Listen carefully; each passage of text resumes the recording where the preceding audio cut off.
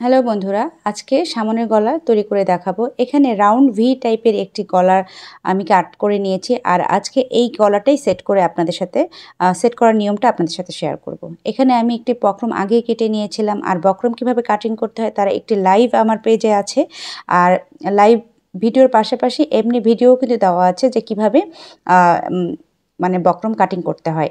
আমি সেই নিয়ম অনুযায়ী কিন্তু এখানে গলার ডিজাইনটা কাট করে নিয়েছিলাম, এবং এই ডিজাইনটাকে একটি কাপড়ে পট্টির উপর বসিয়ে নিয়েছি এক্সট্রা একটি কাপড়ের উপরে। এবার বাড়তি কাপড়গুলো কেটে নিয়ে এই সাইড ঘেঁষে যতটুকু আমি কাপড় রেখেছিলাম এই সাইডের কাপড়গুলোকে সুন্দর করে বক্রমের উপরে মুড়িয়ে বসিয়ে দিচ্ছি। এই নিয়মে আমি পুরো কাপড়টাকে সুন্দর করে এই বক্রমের সাথে সেট করে নেব। আর এটা খুব বেশি ফিনিশিংয়ের প্রয়োজন নেই এই জায়গার অংশটাতে সেলাই করার ব্যাপারে।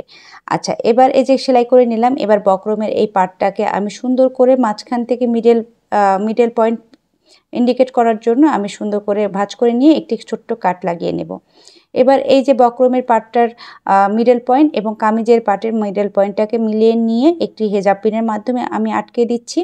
দুটো কাপড়েরই কিন্তু middle point same to same থাকতে হবে, তা না হলে কিন্তু গলাটা বাঁকা হয়ে যাবে।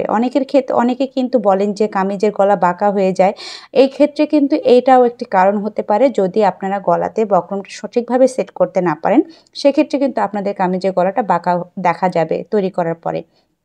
তাই অবশ্যই কামিজে এবং গলার মিডল পয়েন্ট দুটোকে সুন্দর করে একসাথে সেট করে নিয়েই কিন্তু এটাকে অ্যাটাচ করতে হবে, তা না হলে কামিজটা তৈরি হওয়ার পরে কিন্তু অবশ্যই বাঁকা দেখা যাবে। তাই এই বিষয়টা ভালোভাবে খেয়াল রাখবেন যারা নতুন সেলাই কাজে নতুন আপুরা আছেন। এবার সেলাই করে নেওয়া জায়গাটাতে আমি বাড়তি কাপড়গুলোকে কেটে ফেলে দেব, দিয়ে যে রাউন্ড অংশগুলো রয়েছে গলার ডিজাইনটাতে সেই অংশগুলোতে ছোট ছোট করে কাট লাগিয়ে নেব।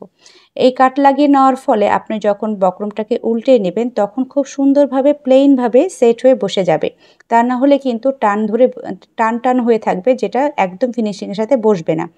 এই যে আমি পটিটাকে মুড়িয়ে নিলাম, আর দেখুন আমি কিন্তু এই যে নিচের যে মার্জিনের কাপড়গুলো রয়েছে সেটার সাথে কিন্তু পটিটাকে একদম একসাথে করে নিয়ে তারপর কিন্তু এই চাপ সেলাইটা দিচ্ছি। এটা একটা জরুরি একটি অংশ। এটাতে যদি আপনারা এইভাবে যদি সেলাইটা বসান তাহলে আপনারা যখন পট্টিটা মুড়িয়ে হেম সেলাই দিবেন বা আরেকটা চাপ সেলাই দিবেন তখন দেখবেন গলাটা খুব সুন্দরভাবে সেট হয়ে বসে গেছে, কোনো অংশে কিন্তু ফিনিশিং মানে খারাপ দেখা যাবে না। এই যে গলাটাকে আমি সুন্দর করে মুড়িয়ে নিলাম।